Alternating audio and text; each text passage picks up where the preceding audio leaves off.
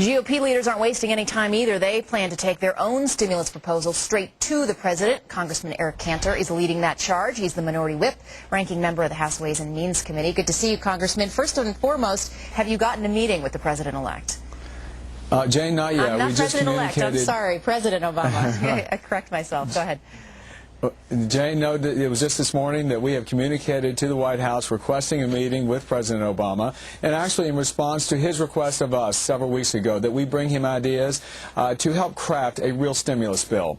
And obviously any stimulus bill that we produce should be very focused on stemming the job layoffs in this country and then producing job growth. My concern right now is we have a list of ideas very focused on small businesses, the self-employed, entrepreneurs and families, because we believe very much you provide tax relief to those individuals that we will see an economy that bounces back.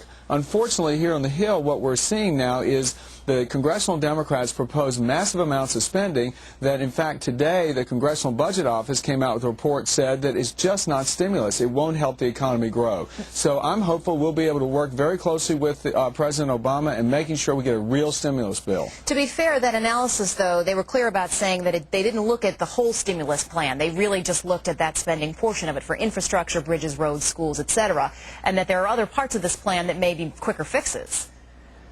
Well, absolutely, and I think that our message would be that we believe very strongly that tax cuts will provide job growth. Job sustainment is what we should be about right now, not more government spending that will add to the deficits. Very, very important for us to look over the long term what we're doing for our children and our grandchildren. By piling up over $1 trillion a year already to add to the nation's debt is not the way we ought to be going. Instead, we ought to maintain a very, very focused view, which is we want to promote job growth for our communities across this country. Congressman, can you really, though, fight this plan, the president's plan, in the environment that we're in terms of, the need to get something done and also the goodwill that he's got going for him at this point in time? Well, it's clear, Jane, that President Obama wants to work with Republicans. The issue we have right now is that the Congressional Democrats are looking to do things the same old way.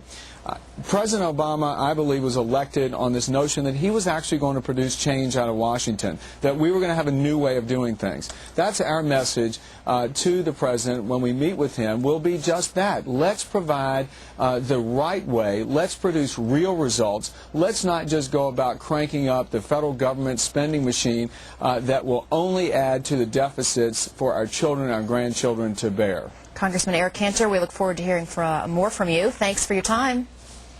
Thank you, Jane.